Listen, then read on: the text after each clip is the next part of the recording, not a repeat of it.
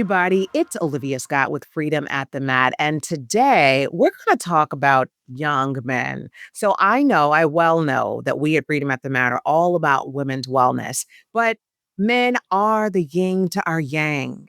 And if they're not whole and healed, how can society overall be?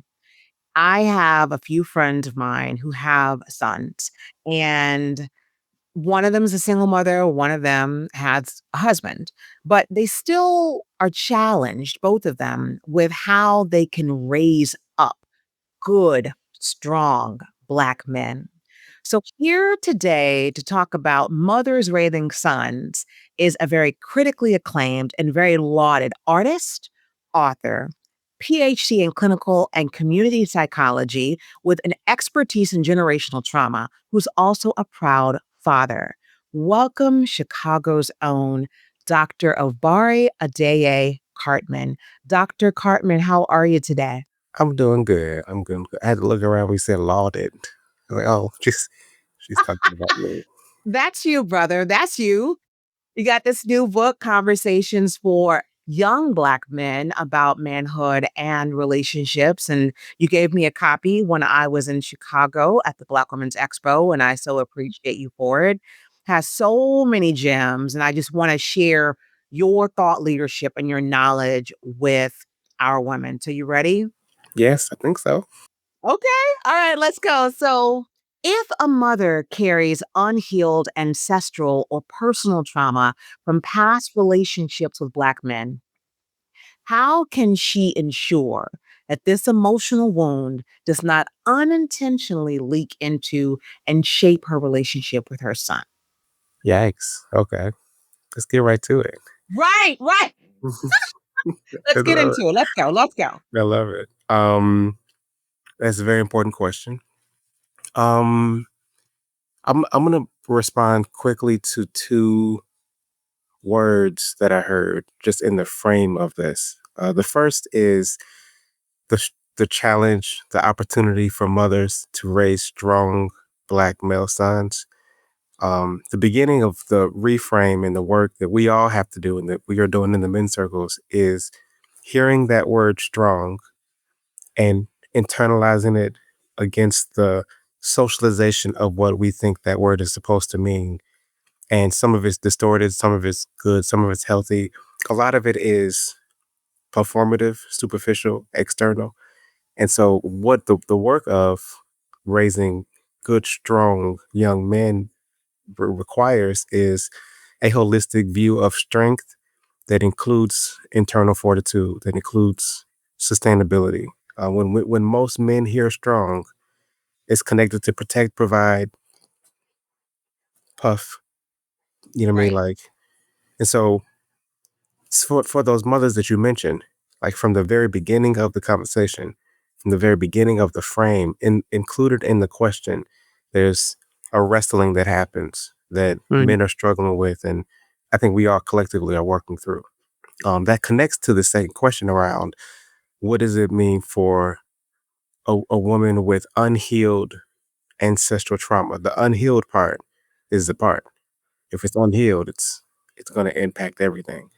And And so, does she even know to that point? If it's and I unhealed, she think that's doesn't the even know. hardest part is the awareness. The hardest part is the awareness. So you wrote the book, Ladies Man, right? And of course, the longer title, Ladies Man Conversations for Young Black Men about Relationships and Manhood. But that title suggests a deep connection to the mother. Mhm. To the extent that you can, because I know that you are a father, what insights do you have? What advice do you have, Dr. Cartman? Really important on how a woman, a mother, can raise a son to be deeply committed to valuing women and being that type of ladies' man without him developing a codependent relationship with her, especially in single mother households. You Mhm. know, Yeah. however you can address that. And I've watched one of those relationships develop. I have two of them actually. And it's like, I don't know if you can avoid it when we have these roles as women and men. If there's no guy, then the son will, you know, assume the position of being the husband, the man of the household, but how can you help us understand how a woman can raise the son to value the woman, but not be codependent? I mean, I think that speaks to the developmental sort of shift also. So to be clear for listeners, when she's saying ladies man, the way I spell it is LADY' to suggest that we as men belong to the ladies in our life. I am my mother's son and my sister's brother. That apostrophe suggests a responsibility, obligation to the women in my life, starting with my mother. I still belong to my mother. So I have another question for you. I have several questions for you. Okay. In your experience, what are the most crucial mindset shifts that a Black mother, single or married, must make as her son begins to transition from a boy to a young man? How does she find the freedom to let go of control without abandoning her guidance? Hmm. Another great question. Um, I'm having that struggle in my house. This is, I think, a very universal developmental question for parents. Period. I do think there's some gender things that are happening, but my oldest is 13, and he's my sweetest baby boy. He's my monkey bear. He's my, you know what I mean, like he's my thing. He's my, that's my heart. And he's like, can you not call me that no more? You know, so we in that moment. We're in that breakaway moment. And the challenge for Black boys in particular is noticing the moment when they become a threat after being cute for so long. Once they're adorable for just for a moment. Then there's a switch that happens, and then the world becomes aware of the potential of them being an actual Black man in the world, and then they start to feel the difference between them being treated as precious or as a potential source of power that could disrupt hierarchies that exist. And so that developmental is not just like regular development and human development. There's a social political dynamic that happens that we have to be aware of for our Black boys because they're struggling with it to try to process it. Um, and I think that what we need to be able to do, mothers and fathers, is to be present through those shifts, to talk through, to help them process and find language for what they're experiencing internally and what they're noticing externally, so that as they go through that boy to man stage, they're equipped with the tools that they need to be able to manage and navigate it, and to not ignore it, not to suppress it, not to be like, oh no, that's nothing, but like it's something. There's something that's happening, Yeah. and It's I think something we real. need to be with it. Yeah. I think what we're speaking to around that particular codependence between mothers and sons happens when the the illusion of control creates a level of like the grip that we hold too tight to a thing, you can crush it. So there's a balance between wanting to allow the natural development of letting go, of letting the bird fly out the nest. But what that requires is a confident assurance that when you had the interdependence, when you had them in your nest for we're talking years, the years of time from zero, pre-zero to let's say 11, 12, 13, when we're talking about that shift into manhood, um, that to be able to trust that they will go into the world means that they have been developing skills and principles and a sense of self and ability to be more independent. And that's a gradual process.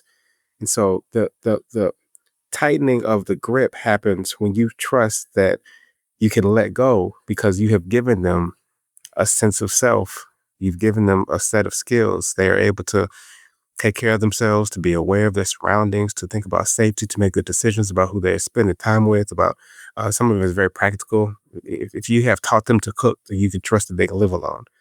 And if you and so when there's codependence, when they're young and they're dependent on you, those are the times when you give them everything that they need, and then gradually release, just like when you teach a kid to ride a bike. You don't suddenly because they're 16 now you free. None 18 is arbitrary ages. The process Right. happens along the way where you're Yeah. instilling skills, values, community, and then gradually you give them more and more freedom. And what you see happening is that they're asking for it. They're saying, "No, don't call me Monkey Bear no more. I want to spend more time with my friends. I want to be able to walk to the store on my own." It happens early when you start to see. I remember my son first said he don't want me to tie a shoe no more. I was like, no, I want to do it on my own. There's a natural thing that happens on along the way where you're cooking for them, you're doing for them, and then they might see other men, they might see other boys, they might just have a natural sense that I'm growing up and I'm too old for that no more. I'm not a baby no more. And they will demand little elements of independence.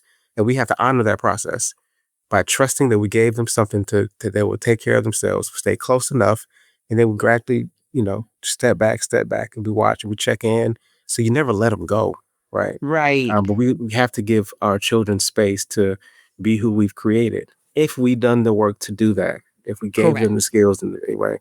So when we get nervous, when they get older, part of that is a self reflection. Like, was I not present enough? Did I not Yeah. give them right?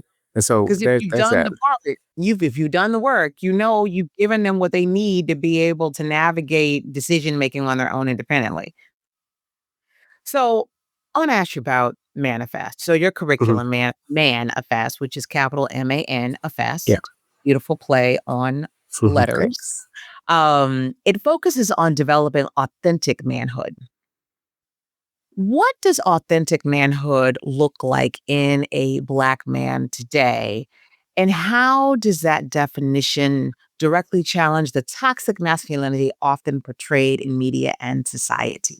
Mm. Another great question. I'm really Authentic. I know 'cause I you get feel you. like Yeah. our men don't know who to be anymore. Hmm, And I hmm. think that, as you said earlier, not to interrupt you, I just want to give context around this question for all my ladies and for myself. I think that roles have changed. I remember dating a guy years ago in New York, and he was like, "Wait a minute, I can't date you." And I said, "Why?" And he was just like, Right. "I in dating my w and marrying being married to my wife who worked on Wall Street," he said, "I lost sight of what my role was." Mm, And he says, "I think the biggest issue that is pervasive for relationships these days is that we don't know our roles anymore as men. We used to be providers, we used to make more money, we should be the only ones in the household at work, and fine, I'm happy, I'm not a misogynist, I'm happy you guys are out there working, I'm not fine, but then what is my role now?" So I'm mhm. really curious, when you say authentic manhood in your curriculum manifest, what does that look like? I It is treacherous times for our children. They are up against literal organized attack in every way. In the diet, and the music, and the TV, and the TikTok. The struggle for screen time is a real thing. My son, we having a fight right now with my son with the headphones. I lost the fight for the phone. He fight for a phone until 13. I had to give in because he was the only kid, and he was like, "You keeping me out of the socialization of my peers." And he had an articulate argument for why he needed the phone so he can keep up with what's going on in the world. So I gave him the phone. Turned 13, got the phone, and now he wants headphones. Now he wants to be able to isolate to listen to whatever he wants to listen to. Like, boy, never in your life will you be in my house as a child? Well, I know there are racist corporations trying to eat your brain and devour and now you get to go into your room and lock yourself into so they have direct access to your brain. That would never happen. Not in my Right, house. Right. right. And so because that's happening, we are required to pay close attention.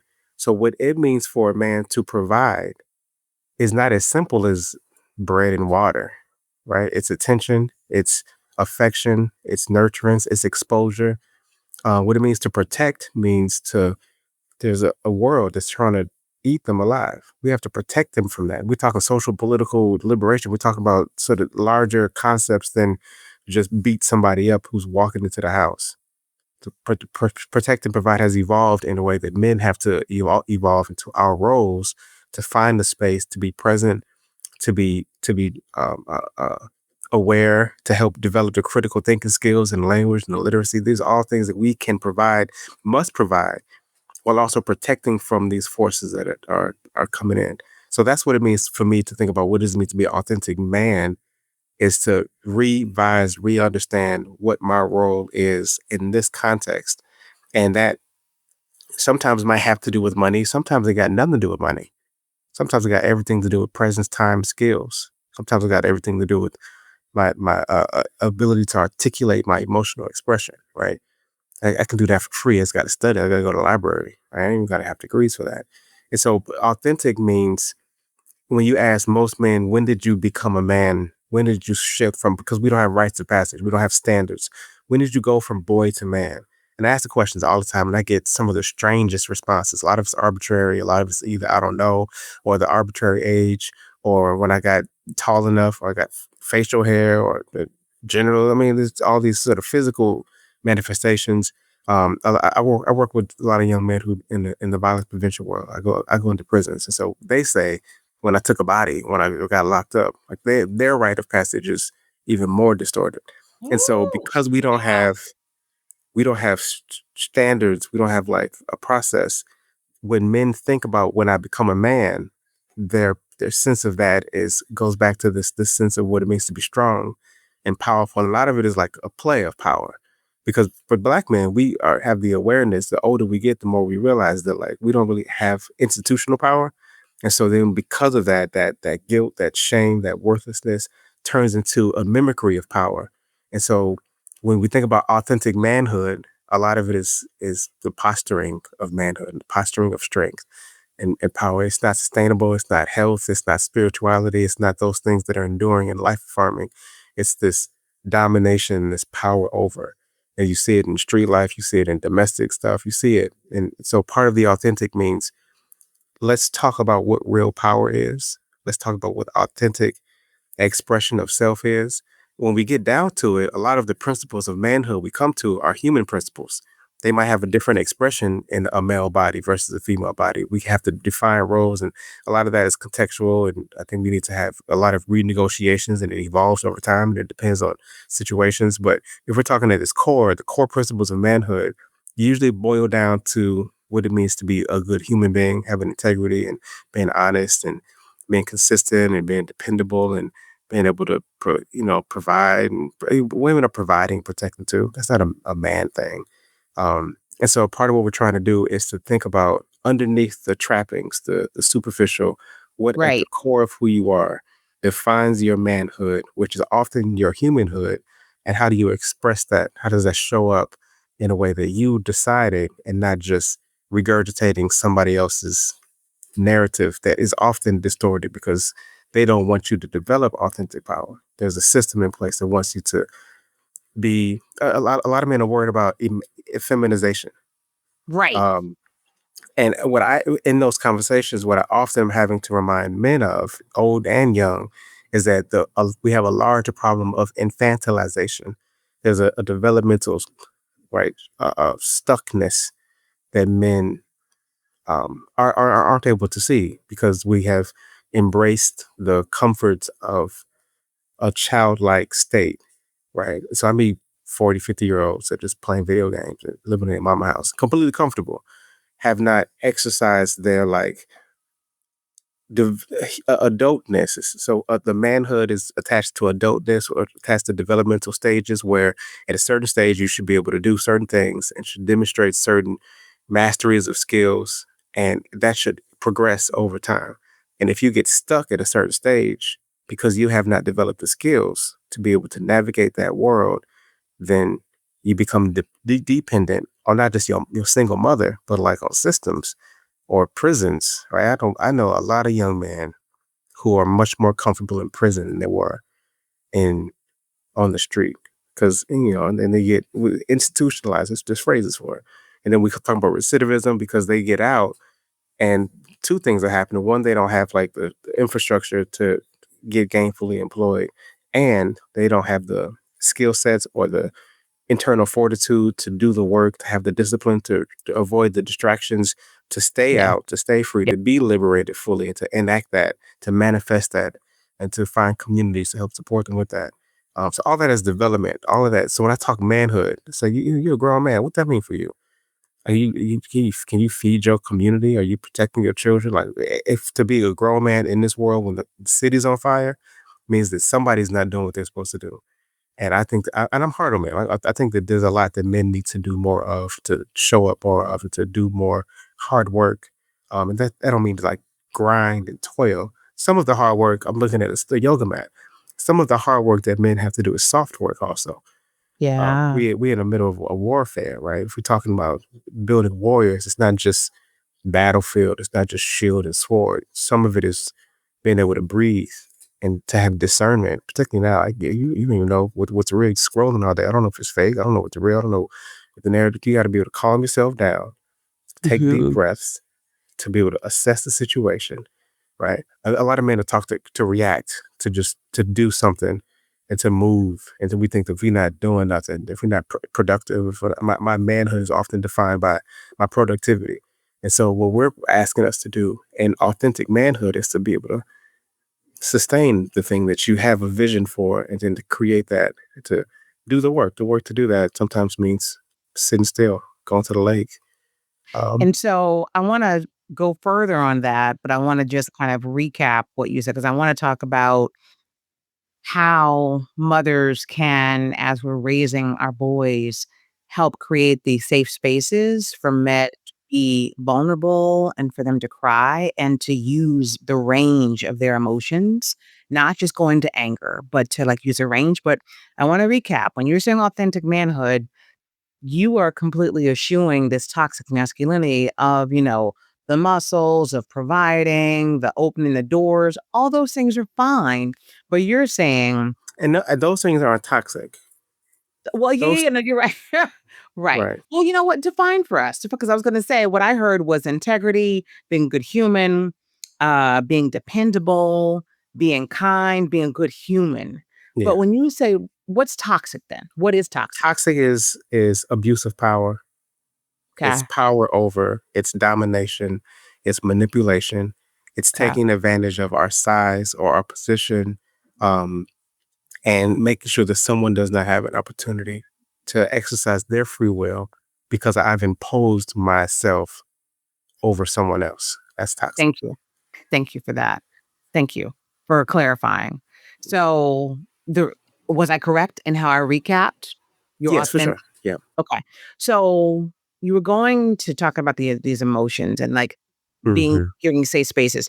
What would you offer in terms of advice to our mothers, many of which are single mothers, who are trying to teach our boys to be men, right? To be men, to open the car doors, to pull out the chair, to be the head and not the Mhm. tail, right?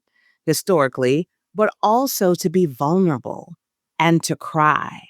Do you have any specific tools or language that a mother can use to teach her son to be emotionally articulate from a young age so that he doesn't suppress his feelings or his emotions are not only expressed when he's angry?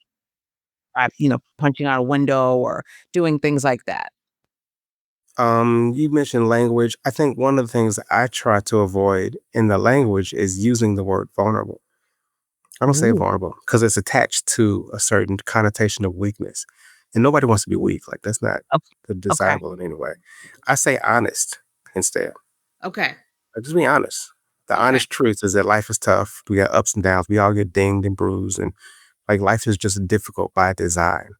And that difficulty for all of us, for humans, means that we have grief, we lose things, we get embarrassed, we have shame, we have anxieties. Those are just honest responses. If you're alive and in this world, there's going to be a range of emotions that your body is going to give you a signal to alert you that you need to pay attention to something and make some adjustments. That's not, you don't have to do you don't have to be weak for that. You just got to just be honest. Sometimes you're I sad. love I You should, love that. and you should be like if you alive, you should be sad. If you've dared to care enough about something and then you lose that thing, you should be sad about that. And it's just it's a very a matter of fact way to allow people the permission to experience the range of things and not use the language that I think that we're comfortable with, which is asking men to tap into their feminine side to cry. Because now I got to go outside of myself and I have to go into somebody else to be human, which is unnecessary. We don't have to go outside of yourself. You can be in your masculine side and Right. still be honestly sad because you lost your friend. That's not Yes. feminine. That's not masculine. That is a very human thing to experience. Be And if you're going to human. be honest, right? And most men say they want to be honest. Keep it 100, keep it a buck, like for real. Be honest for real. Yeah, You it know hurt. what? You know what that just struck for me? In the dating world, the dating streets, there are a lot of guys that in their profiles, they're like, it's something around like, I keep it a buck, I keep it 100, all I know is to be me.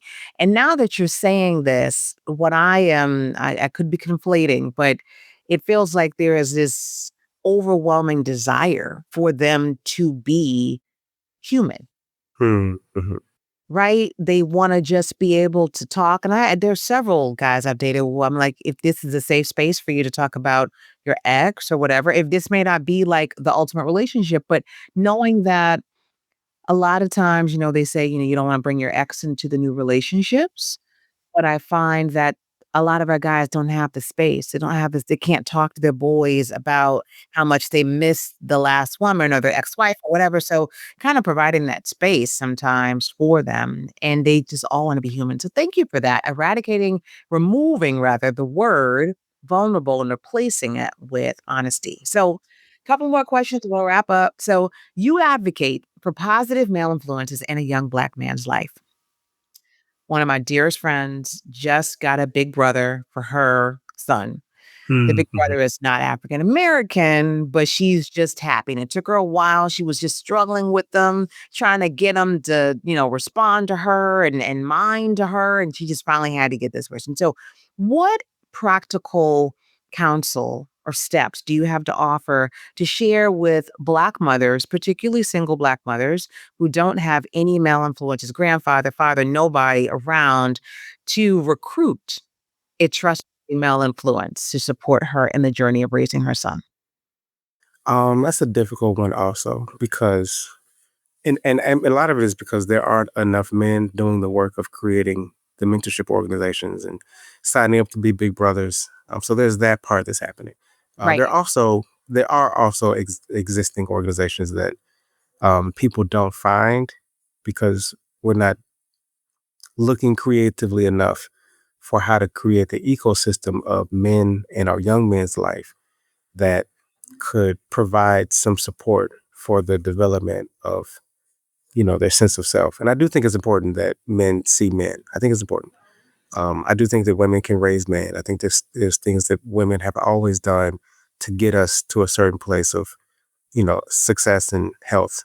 And I think there's something about seeing a reflection of yourself that you can draw something from.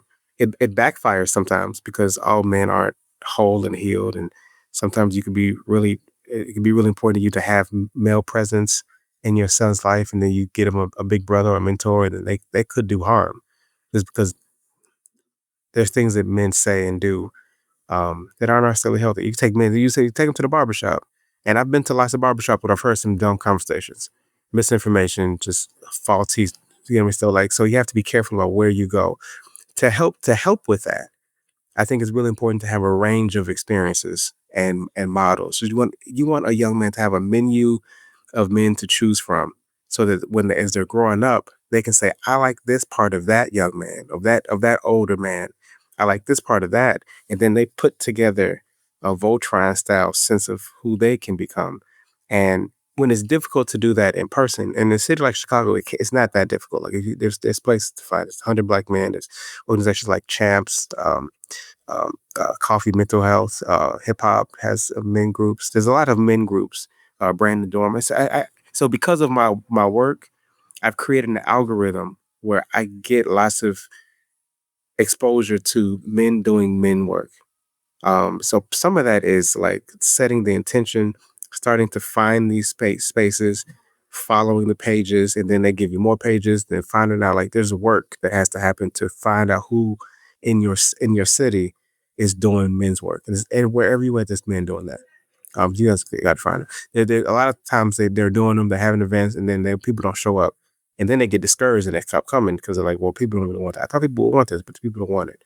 And so there's a Right. relationship between seeking and creating that has some intention behind it. A lot of it can happen virtually, though. There are a lot of really good books. There are a lot of amazing podcasts There are a lot of virtual men's groups that we might think that our teenager might not want to go to. And there's that. There's a teenager might not want to go to, but as a parent, we have to be creative about pairing what they want with what we know they need. And all of us have had that experience where when I was a kid, my mama made me do it, and I didn't want to do it then, but when I grew up, I appreciate it. I'm glad she made me do that thing. And so some of those things could be finding the online men's groups where a young man is going just to listen. Like my sons will grow up in a world where somebody will like, men don't cry, men don't talk about the emotions. My sons, because of my work, will say like, that's all I've seen my whole life. My dad's take me to men's groups. All I saw was men sitting in circles talking about the emotions my whole life. That's all I've known. So because I do that work, I know that they exist. But if you're not in that world, then there's ways to find those worlds and bring your sons into that and say, if you want a game, if you want some shoes, if you want whatever it is that I know you want, then there's this weekly Sunday men's group. I forget the name of the group. It's a group out of Philly, Black Men Heal, has a weekly Sunday men's group. Hmm. It's online.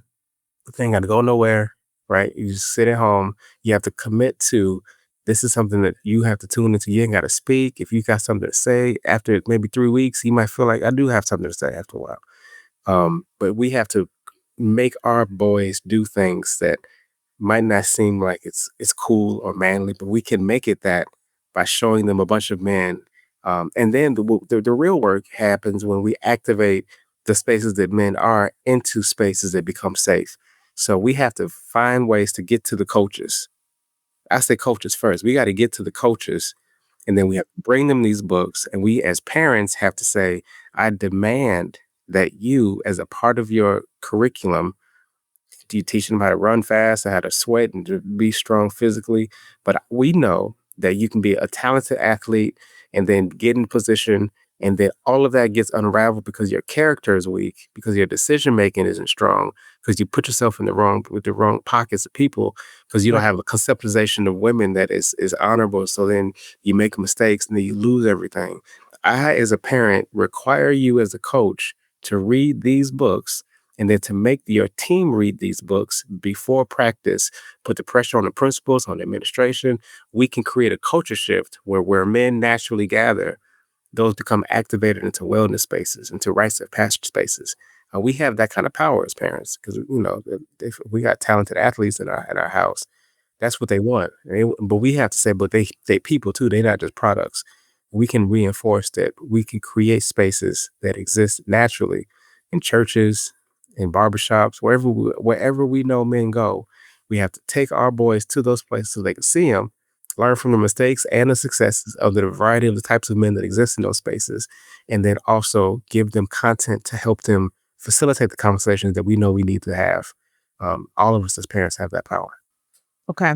So, just final couple questions as we wrap this up. So, you work on decolonizing mental health. And, there's a space in which boys are just being bad, or boys are just being boys, or sometimes when boys are expressing their anger a little too much and bucking up against their mothers. Do you have any advice for when there's a right time for a mother to consider professional trauma focused therapy for her son?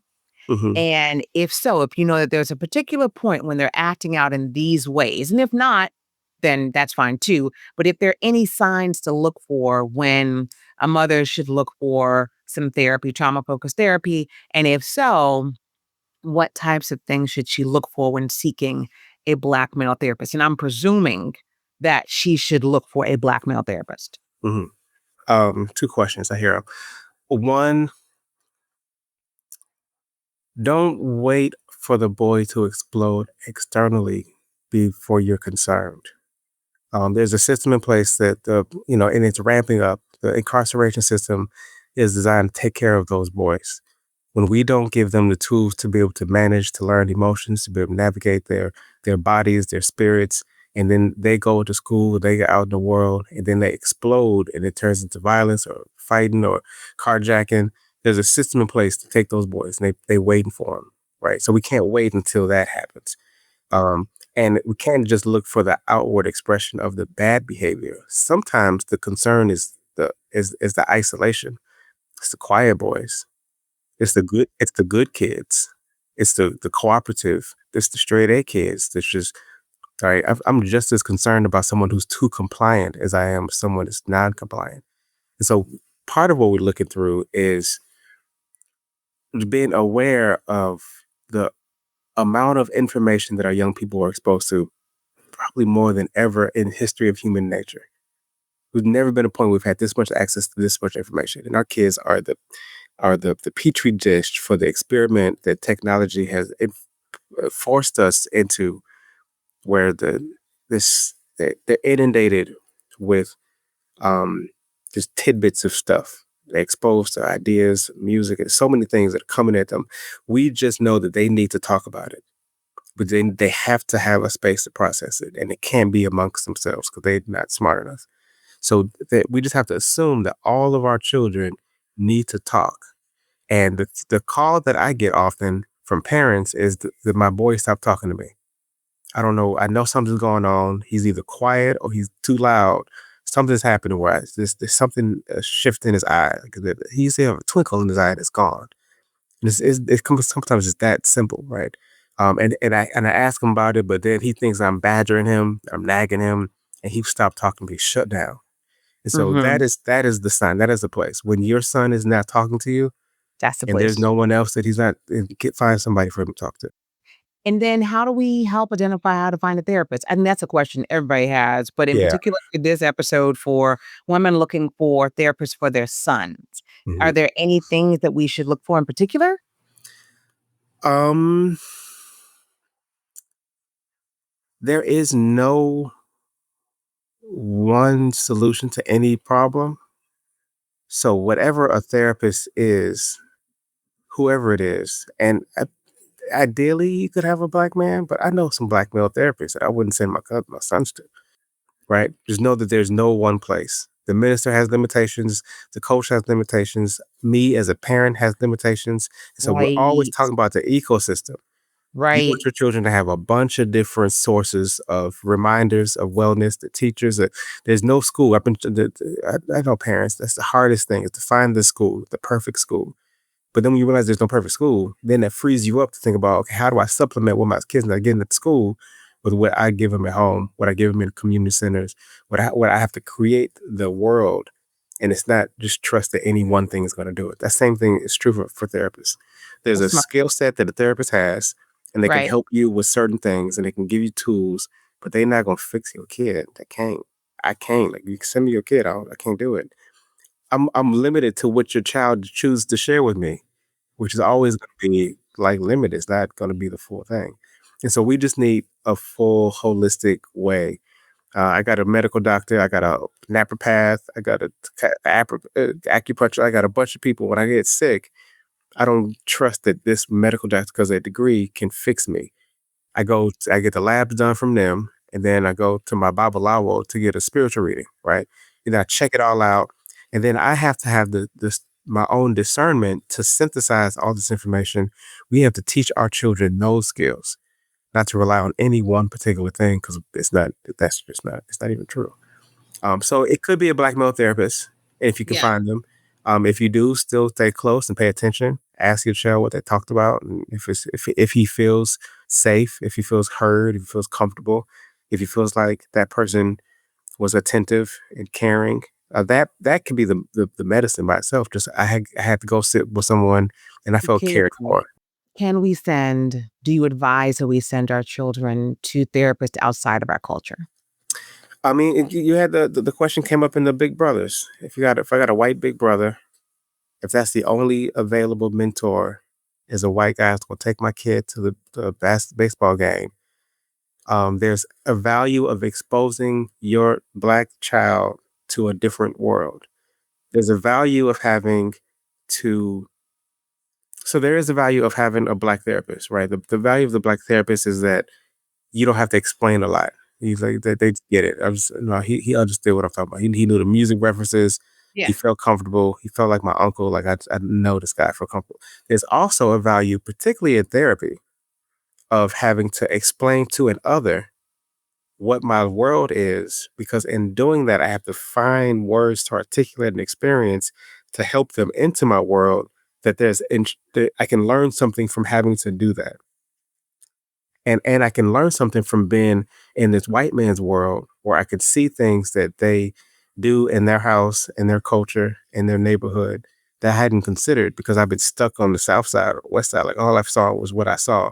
But then I went to somebody else's neighborhood, like, wait, they got grocery stores and I looked at the house and there was art and music or whatever it is, right? And it's something that happens in black houses, right? Certainly, Yeah, yeah, yeah. but like Yeah. exposure to a Exposure. variety of different things can be very useful. What we get from similarity is comfort. What we get from difference is open to new perspectives. So all of it is valuable. I think all of it. I think we need all of it. Okay. All right. That's helpful. Thank you for giving us that permission because I think we have a lot of pressure around it's got to be a black male therapist, the black boy, right? Hmm. So, last question because we're wrapping up. If a mother had only one non-negotiable principle to guide her in raising a healthy, happy, and liberated black boy, what would that principle be? Integrity comes to mind because I think it is far reaching. Yeah. It allows someone to be guided by a sense of motivation that isn't external. When you have integrity, it is teaching your boy that if they have a thing that they want to see in the world, if they something, a goal or a piece, that once they say it, they have to do the work to match that. So that integrity means that like whatever the situation is, I know who I am. I'm consistent with my word. People can depend on me, and I can depend on myself. Right. And if I messed up, I can mess up with integrity. It connects to a spiritual relationship, having alignment with the powers that be. Integrity is something that allows someone to really move through the world with a grounded foundation, knowing that there are some natural consequences to being off that don't require like the police to correct you or the National Guard, all right, or me as your parent. You need to know for yourself that if you want this thing, you have to work for that thing. It's the difference between discipline and obedience. Mm. Obedience is external. Discipline comes from the inside. If you have integrity and Oh, if you have things that you want to go for, and we want our children to have that. We want them to be self-guided, self-motivated, to be clear about the those principles of who I am, what defines me, what makes me up, what makes me feel alive, and then to go for those things, and then to allow myself to connect with other people that are consistent with that. So that sense of self, that foundationless, that like that internal guide, I think, is a principle that we want our children to have because they take that with them forever. And without that, they find themselves easily manipulated, easily bought and sold, easy to be puppeteered by some master. We want our children to be whole, free, on their own terms, and define that for themselves, to require themselves to be able to sit with themselves and know what that means for them. Because we're stewards. We create vessels. We have visions for them that are limited too. They have their right. own goals and principles and their own God-given assignments that I don't have access to. They people. So we try to That's create them and we want to give them a sense that they have an obligation to be true to themselves. well, Dr. Obari Cartman, we thank you for spending time with us today. You are again lauded and acclaimed Lauded. and very, very much so. And I'm so grateful that you were so gracious in giving me your book in Chicago and that it's filled with so many gems. I recommend it to everybody. Conversations for Thank you. young black men about manhood and relationships. And you visit his website as well. Dr. Obari Cartman, Obari, Cartman.com, and get all of his resources. Sign up for his email and join him as he works to create more strong men, young men who are filled with integrity. And I love that principle, by the way. So thank you so much, Dr. Cartman. Thank you. Thanks for having me.